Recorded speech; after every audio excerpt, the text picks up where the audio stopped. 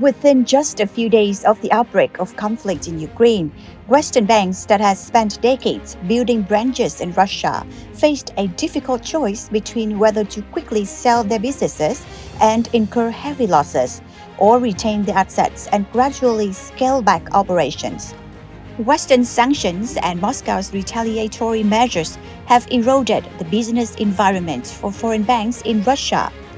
Russia is currently imposing escalating costs for the separation of foreign banks' businesses, with the Russian government demanding that these banks lift asset freezes on Russian assets if they want to exit the market.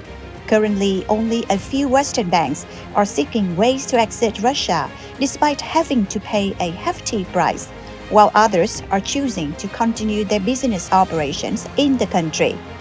So, what actions and orders have Russia taken against foreign companies so far? Why are foreign banks finding it difficult to withdraw from the Russian market? Let's explore these topics in today's World Affairs.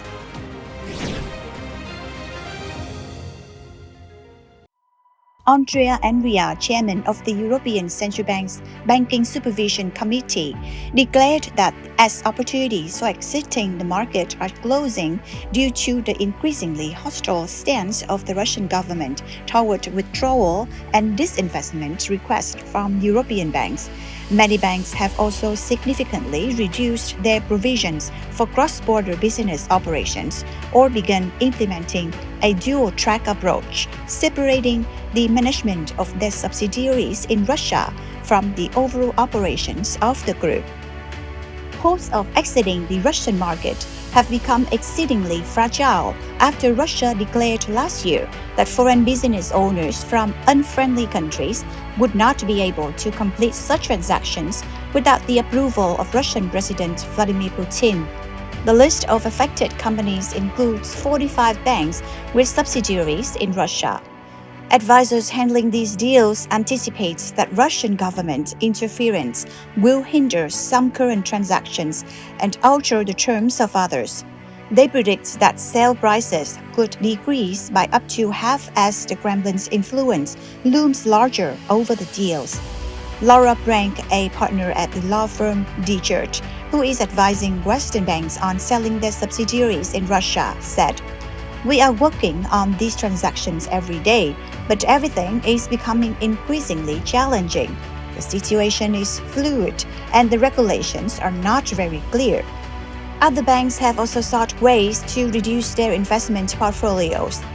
Citi announced the sale of its portfolio of personal installment loans in rubles to Eurosip, a Russian commercial bank.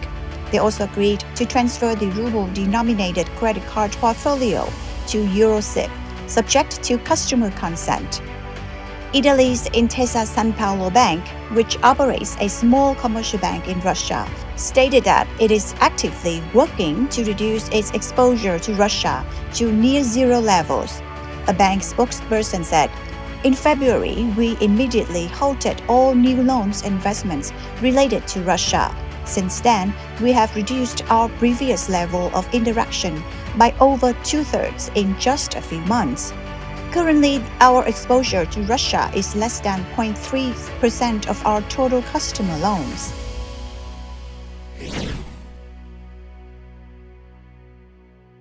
In light of the efforts made by banks, is it easy to stop doing business and exit the Russian market? Russian Deputy Finance Minister Alexei Moiseev stated at a forum on September 1st that Russia has declared its position and continues to maintain that position. Russia will use tough measures to counter the departure of foreign banks, which will depend on whether these banks are willing to lift the sanctions on Russian assets. Western countries and allies have frozen over $300 billion in assets of the Russian central bank abroad as part of sanctions against Russia following the outbreak of conflict in Ukraine in 2022. Mr. Moiseev's comments come as the Russian government continues to impose increasingly severe sanctions on companies attempting to exit the Russian market. Last year, Russia announced a ban on trading stocks or equity capital of 45 banks or banking entities. all of which were owned by countries classified by Russia as unfriendly or owned through foreign capital. In response to Western sanctions, Moscow retaliated by obstructing the exit of businesses from Russia, and in some cases, it also seized the assets of these companies. This list complies with the decree issued by President Vladimir Putin on August 5th, which prohibits equity trading in the financial and energy sectors for businesses owned by unfriendly countries, requiring specific permits for any such transactions. According to a study by Yale University, although 1,000 companies voluntarily reduced their operations only 2 months after the conflict in Ukraine broke out, only 535 foreign companies completely severed ties with Russia. Over 2,000 companies are seeking permission to exit the Russian market, but progress is slow due to logistical delays and various other reasons. Moscow is also imposing fees on companies leaving the Russian market at a minimum of 10% of the local business's value. Additionally, the Russian government has begun requiring businesses from unfriendly countries to contribute at least 10% of the proceeds from selling assets to the Russian budget starting from March 2023. In addition to the constraints making it difficult for banks to leave Russia, some banks are still profitable in the country, making it challenging for them to make the decision to exit. Raiffeisen Bank, the largest Western bank, is still operating in Russia and is in the process of selling assets and separating its business operations in Russia. In its semi-annual report released on August 1st, the bank noted that the legal and regulatory landscape for selling corporate assets in Russia could change continuously, both at the local and international levels. Recently, Raiffeisen announced that its operating profit in Russia increased by 9.6% in the first half of this year, while the group's profit decreased by 24%. The profit generated in Russia in the first 6 months of the year reached 867 million euros, up from 630 million euros a year earlier.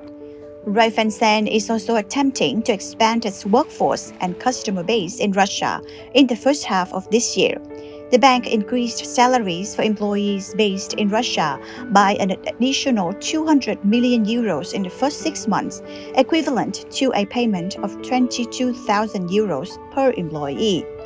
CEO Johann Stroop of the bank stated, "We continue to work at full speed to provide options for our business operations in Russia.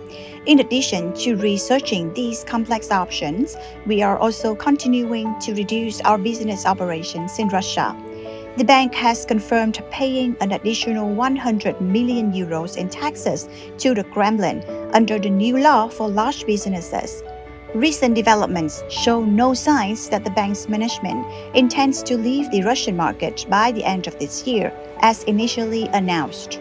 Raiffeisen's situation highlights that some banks are choosing to stay in Russia because they are still reaping certain benefits. Amid Western banks limiting their exposure to the Russian market, Chinese banks are actively trying to fill the void left by these banks. Chinese bank branches in Russia have significantly increased lending to Russian banks. Their market share in Russia has nearly quintupled, providing the Russian market with Chinese yuan. For example, from February 1, 2022 to June 1, 2023, Chinese banks increased the volume of loans provided to other Russian banks by an additional 107 billion rubles. According to the Financial Times, China's 4 major banks, including Bank of China, Industrial and Commercial Bank of China, ICBC, China Construction Bank, and Agricultural Bank of China, have increased the lending to Russia by more than fourfold from February 2022 to March 2023. These 4 large Chinese banks had collectively invested a total of $2.2 billion in the Russian banking sector in early February 2022. This figure had risen to nearly $10 billion by the end of March 2023. Currently, different banks will have varying approaches to dealing with the situation in Russia, as one investor previously remarked. Some are hoping that if they capitulate, things will end, and then they can do good business in Russia. Some fear violating the policies of the Russian government because they don't want to be taken to court. Regardless, they will likely have some degree of damage in this battle. And that concludes today's program. Thank you for tuning in. Goodbye and see you again.